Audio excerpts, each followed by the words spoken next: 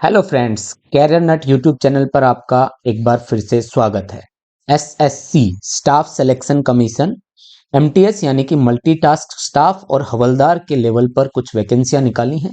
जो बच्चा 10वीं कर चुका है वो इस फॉर्म को भर सकता है। सिर्फ 10वीं पास होना जरूरी है, मात्र 10वीं पास। ऑनलाइन फॉर्म है, इसकी सारी डिटेल इस वीडियो में मैं बताने वाला हूं। एक भी मिस्टेक आपसे होनी नहीं चाहिए। सभी चीजों पर बारी बारी वर्क करेंगे, सभी चीजें समझेंगे। जो बच्चे पहली बार YouTube चैनल पर आए हैं उनसे रिक्वेस्ट है कि इस चैनल को सब्सक्राइब कर ले और बेल आइकन जरूर दबा लें, क्योंकि मैं आपको हर तरह की गवर्नमेंट जॉब की अपडेट देता रहता हूं। दोस्तों, एक और पॉइंट, 12,253 वैकेंसियां कुल निकली हैं। देखो 12,253। आप लोग कहेंगे सर नोटिफिकेशन में कुछ कम दिखाई दे रही थी, लेकिन लेटेस्ट नोटिफिकेशन जो है उसके बारे में भी मैं डिटेल आपको दूंगा। तो लेटेस्ट नोटिफिकेशन के अकॉर्डिंग 12,253 वैकेंसियां यहां पर निकली है। दोस्तों, चलते हैं पूरी डिटेल देखते हैं क्या है। एक बार पूरा नोटिफिकेशन अच्छे से पढ़ते हैं। फॉर्म भरने से पहले इस वीडियो को पूरा देख लेना। कहीं पे फोटो में मिस्टेक हो गई, किसी भी तरह की अगर आपसे मिस्टेक हो गई तो आपके लिए दिक्कतें बढ़ सकती हैं। तो उन दिक्कतों को दूर करने के लिए मैं आप लोगों के लिए ये वीडियो बना रहा हूं। तो आप लोग पूरा वीडियो जरूर देखना। आइए चलते हैं। देखो दोस्तों, multitasking non technical staff and havildar CBIC and CBN. ये सीबीआईसी और सीबीएन क्या है? डिपार्टमेंट है। इनके बारे में आगे डिटेल से मैं आपको समझाऊंगा। सबसे पहले आप लोगों को एप्लीकेशन स्टार्ट होगा 18 जनवरी से और एप्लीकेशन खत्म होगा 17 फरवरी को। दोस्तों, यहाँ पे कमीशन भी आपको सलाह देता है और मैं भी आपको सलाह देता हूं कि आप लोग टाइम से पहले इस फॉर्म को अप्लाई करें। 17 फरवरी का वेट ना करें, कभी भी साइट जो है डाउन हो सकती है। इसलिए आप लोग पूरा वीडियो देखें और इस फॉर्म को जरूर भरें। Last date time of recipient of online application, यहाँ पे कुछ डिटेल्स और दी गई हैं। ये ज्यादा इंपॉर्टेंट नहीं है आपके लिए, बस ये इंपॉर्टेंट है, ये इंपॉर्टेंट है। और चालान आपका ऑनलाइन उसी में पेमेंट हो जाएगी, ऑनलाइन फीस आप पे कर सकते हो। ठीक है, जो इंपॉर्टेंट चीजें उन पे वर्क करेंगे, बाकी कुछ नहीं है। यहाँ पे देखो, schedule of computer based examination. बेटा एक एग्जाम होगा जिसका शेड्यूल है अप्रैल 2023 में। ठीक है, अप्रैल 2023। ठीक है, government strives to have a workforce which reflects gender balance and women candidates are encourage to apply. यहाँ पे कह रहा है कि वुमेन कैंडिडेट से हमारी तरफ से एनकरेज किया गया है। वो चाहते हैं कि ज्यादा से ज्यादा वुमेन कैंडिडेट जो है इस फॉर्म के लिए अप्लाई करती रहें। मतलब उनकी तरफ से एक एनकरेजमेंट बोला गया है कि हम इस चीज को एनकरेज करते हैं कि वुमेन कैंडिडेट भी इस फॉर्म को भरे। ठीक है, तो आगे क्या कह रहा है? The staff selection commission will hold a competitive examination for recruitment of multitask. और इसकी पे देखो भाई, पे देखो, पे लेवल 1 एज पर पे मैट्रिक्स 7th पे कमीशन के अकॉर्डिंग आपको पे किया जाएगा। मैं आपको सैलरी का आइडिया दे देता हूँ। आपको जो सैलरी मिलती है 30,000 के आसपास स्टार्टिंग में मिलती है। ठीक है, स्टार्टिंग सैलरी आपकी 30,000 के आसपास होती है, बाद में ये सैलरी आपकी अप होती रहेगी। ठीक है, ये था आपका सैलरी के बारे में। दोनों चीजों के बारे में पूरी डिटेल मैं आपको देने वाला था। देखो मैंने कहा था सीबीआईसी क्या है? सीबीआईसी है central bureau of indirect taxes and customs, इस डिपार्टमेंट में। And central bureau of narcotics में है सीबीएन। तो सीबीआईसी और सीबीएन दो चीजें आई थी ना, उनका अर्थ ये था। चलिए आगे देखो, यहाँ पे कुछ डिटेल है वैकेंसीज की। यहाँ जो वैकेंसी है वो अप्रोक्स लिखी हुई है बेटा, उसके 2 दिन बाद ही नोटिफिकेशन आ चुका है कि इसमें कुछ वैकेंसियां और इंक्रीज हुई है। इसलिए मैंने आपको 12,253 वैकेंसियां कुल बताई हैं। इन वैकेंसी की एक एक डिटेल मैं आप लोगों को बताऊंगा, कहां से आपको फॉर्म भरना चाहिए। एक नई वीडियो बनाऊंगा जिसका लिंक इसी के अंदर मैं जल्द ही प्रोवाइड कर दूंगा। उसके बाद यहां आ जाइए, एज लिमिट। आपको 1 जनवरी 2023 के अकॉर्डिंग आपकी एज लिमिट जो है वो देखनी है। 18 से 25 वर्ष कुछ पोस्ट के लिए और 18 से 27 वर्ष कुछ पोस्ट के लिए। यहाँ पे बताया कैंडिडेट बोर्न नॉट बिफोर 2/1/1998 से पहले आपका जन्म नहीं हुआ हो और 1/1/2005 के बाद भी आपका जन्म ना हुआ हो। MTS and havildar in CBN. और सेम 18 से 27 यहाँ पर सीबीआईसी के लिए है कुछ वैकेंसीज, सीबीआईसी वो भी हवलदार की। ठीक है ना, ठीक है, यहाँ पर havildar and few post of MTS, और कुछ पोस्ट एमटीएस के लिए भी 18 से 27 आपकी एज रखी जाएगी। कुछ 18 से 25 हैं, कुछ 18 से 27, यानी कि 27 वर्ष के युवा भी इस फॉर्म को भर सकते हैं। ओबीसी एससी एसटी से बिलोंग कर सकते हैं करते हैं तो 30 और उससे ऊपर वाले भी भर सकते हैं। या आप ओबीसी एससी एसटी के एज लिमिट देख सकते हैं। एससी एसटी को 5 साल दिए जाते हैं, ओबीसी को 3 साल दिए जाते हैं, पीडब्ल्यूबीडी को, ऐसे करके ये एज रिलैक्सेशन आप लोगों को दिया जाता है, ये सेंट्रल गवर्नमेंट के रूल के अकॉर्डिंग है, ठीक है। अब यहाँ पे आ जाइए, ये पूरा एज का ही क्राइटेरिया चलेगा 6 नंबर में, ठीक है ना। इसके बाद सीधा 9 नंबर में आ जाइए। 9 नंबर आपके लिए एक इंपॉर्टेंट पॉइंट है, एसेंशियल एजुकेशनल क्वालिफिकेशन। यहाँ पे आपका 10th मांगा गया है। जो 10वीं पास है वो सभी इस फॉर्म को भर सकते हैं, ठीक है। लेकिन कब से पहले, 10वीं कब से पहले होनी चाहिए, 17/2/2023 से पहले।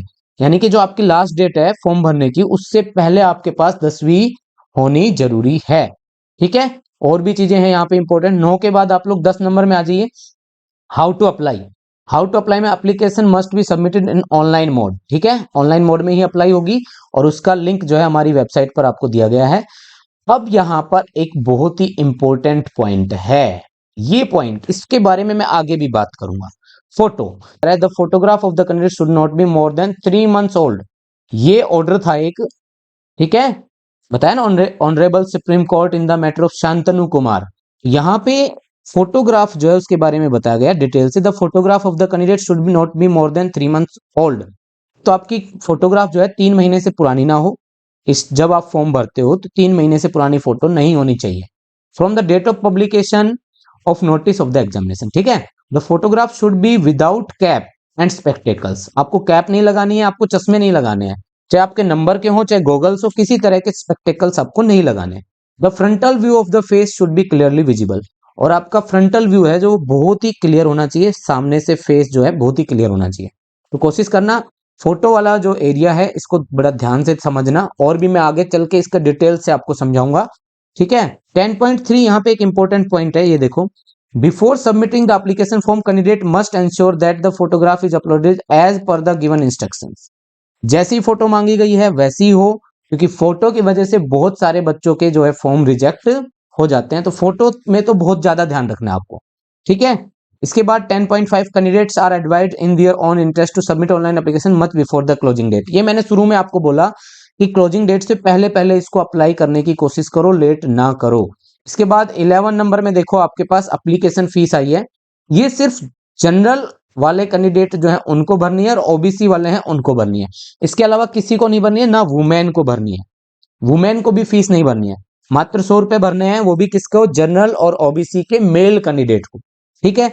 ये फीस का क्राइटेरिया यहाँ पे दिया गया है, ठीक है। 12 में कुछ इंपॉर्टेंट चीजें हैं। Window for application form correction 23 फरवरी से 24 फरवरी तक आपका जो फॉर्म करेक्शन का विंडो है वो ओपन होगा। ये बहुत इंपॉर्टेंट पॉइंट। हमसे कई बार क्या होता है, बहुत ध्यान रखते हुए भी फॉर्म में गलती हो जाती है।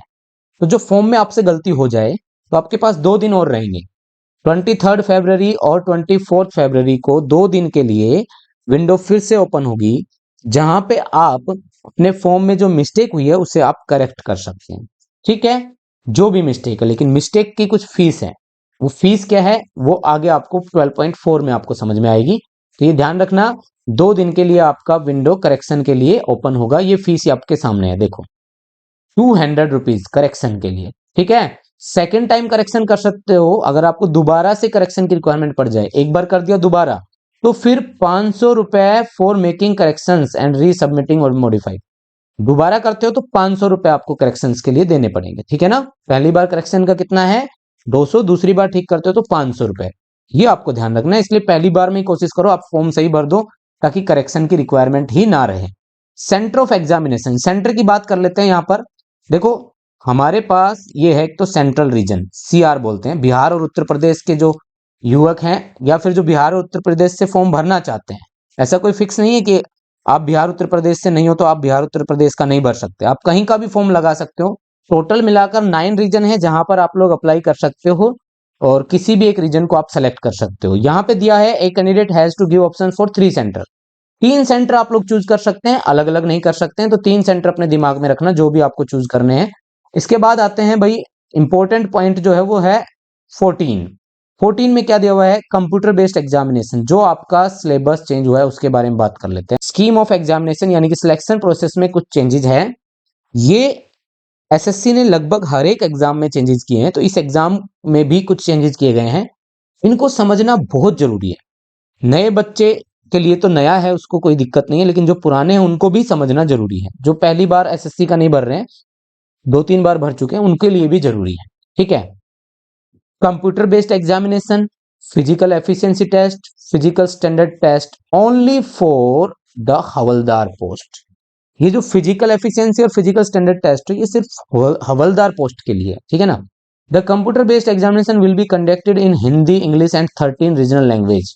आप अपनी रीजनल लैंग्वेज भी सिलेक्ट कर सकते हो, हिंदी और इंग्लिश तो आप लोग कर ही सकते हो। ठीक है, एक इंग्लिश कंपलसरी हो गया, हिंदी आप लोग हिंदी के अलावा 13 रीजनल लैंग्वेज और चूज कर सकते हो जिनमें आप अपना पेपर दे सकते हो। ठीक है, इसके बाद computer based examination will be conducted in 2 sessions. ध्यान रखना, एक सेशन 1 बोला जाएगा, दूसरा सेशन 2 बोला जाएगा, and both the sessions will be mandatory to be attempted. और दोनों सेशन ही अटेम्प्ट करने जरूरी है। ये सेशन कैसे बनाए हैं आप लोग यहाँ पे समझने की कोशिश करना। The schedule of examination indicated in the notice is tentative. जो शेड्यूल दिया गया अप्रैल 2023 का वो टेंटेटिव है, कोई फिक्स नहीं हो गया, मे बी चेंज और मे बी नॉट चेंज। ठीक है, अब आ जाओ यहाँ पे कंप्यूटर बेस्ड एग्जामिनेशन। आपके पास क्या क्या डिटेल दी गई है। सब्जेक्ट सेशन 1 के अंदर क्या क्या दिया गया है। मैथ, रीजनिंग, 20 क्वेश्चन रीजनिंग के 60 मार्क्स के, 20 क्वेश्चन मैथ के 60 मार्क्स के, 45 मिनट आपको मिलेगी। ठीक है, और उसी के अंदर ये 40 क्वेश्चन आपको करने होंगे। अच्छी बात क्या है, जिनका मैथ वीक है उनको घबराने की जरूरत नहीं है। आगे आपको एक ऐसी खुशखबरी देने वाला हूं कि आपको घबराने की जरूरत नहीं है। फिर आप लोग सेशन 2 में जाएंगे जहां पे जनरल अवेयरनेस के 25 क्वेश्चन 75 मार्क्स मिलेंगे, 25 क्वेश्चन 75 मार्क्स यहाँ मिलेंगे, 45 मिनट यहाँ भी मिलेंगे। यानी कि इस बार आपको 50 क्वेश्चन 45 मिनट में करने हैं सेशन 2 के अंदर। यहाँ देखो सेशन 1 की इंपॉर्टेंस थोड़ी कम की गई। कैसे कम की गई, देखो आप यहां पे पढ़ो। There will be no negative marking in session 1, in session 2 there will be negative marking. समझ गए, सेशन 1 में कोई नेगेटिव मार्किंग नहीं है, लेकिन सेशन 2 में आपको नेगेटिव मार्किंग में से गुजरना पड़ेगा। यानी कि आपके जीके और इंग्लिश में आपको नेगेटिव मार्किंग है, वहां गलती नहीं कर सकते आप। ठीक है, इसके बाद दूसरी जो डिटेल दी गई है, इसके बाद marks scores by the candidate in computer based examination if conducted in multiple shift will be normalised. अगर मल्टीपल शिफ्ट में हुआ तो फिर आपका नॉर्मलाइजेशन होगा, एक ही शिफ्ट में हुआ तो नहीं होगा। और सीधी सी बात है, मल्टीपल शिफ्ट में होना है, बहुत बेरोजगार लोग हैं यहाँ पर, है ना। Indicative syllabus for computer based examination, यहाँ सिलेबस है, आप लोग स्क्रीनशॉट ले सकते हो। ये मैथ का हो गया, ये रीजनिंग का हो गया। ठीक है, इसके बाद ये जनरल अवेयरनेस का और ये इंग्लिश का। वो पहले जो था सिलेबस लगभग वही है, there is no change in syllabus, same syllabus use किया गया है। ठीक है, सिलेबस में कोई चेंज नहीं है, तरीके चेंज हुए हैं, पेपर पैटर्न चेंज हुए हैं। ठीक है ना। BET physical standard test PST for the post of havildar in CBIC and CBN following are the PET and PST standard. अच्छा भाई, अगर आप हवलदार के लिए फॉर्म अप्लाई करते हो तो आप लोग एमटीएस और हवलदार दोनों भी चूज कर सकते हो। ठीक है, अगर आपका हवलदार के लिए मान लो फिजिकल होना है तो फिजिकल की जो क्राइटेरिया वो क्या रखा गया है। मेल के लिए वॉकिंग रखी गई है ओनली 1600 मीटर इन 15 मिनट, और फीमेल के लिए 1 किलोमीटर इन 20 मिनट्स। ठीक है, ये आपकी बस एकमात्र फिजिकल एफिशिएंसी टेस्ट होगा। इसके बाद फिजिकल स्टैंडर्ड टेस्ट में क्या आता है आपका, नापतोल। नापतोल में क्या आता है ये दे रखा है, देखो हाइट आपकी 157.5 होनी चाहिए। ठीक है, और चेस्ट आपकी 81 एक्सपेंडेड होनी चाहिए 5 सेंटीमीटर एक्सपेंशन के साथ। मिनिमम एक्सपेंशन कितना होना चाहिए, 5 सेंटीमीटर। ये 2 कंडीशन आपको फॉलो करनी है। गर्ल्स में हाइट 152 जरूरी है, लेडीज के लिए जो हाइट है वो कितनी है 152। और वेट भी इसमें दिया गया है, वेट अपना देख लेना उसी के according. PET PST will be conducted by CBIC and CBN at various centre. अच्छा भाई, ये जो पीईटी और पीएसटी होगा ना, ये एसएससी नहीं कराएगी, ये सीबीआईसी और सीबीएन अपने लेवल पे कराएगी। ठीक है ना, आपको एसएससी के थ्रू नहीं जाना है, वो अपने लेवल पे कराएंगे। मोड ऑफ सिलेक्शन समझो, यहाँ पे मोड ऑफ सिलेक्शन इस बार बहुत कुछ चेंज हुआ है। क्या क्या चेंजेस आए हैं उनके बारे में हम बात करेंगे।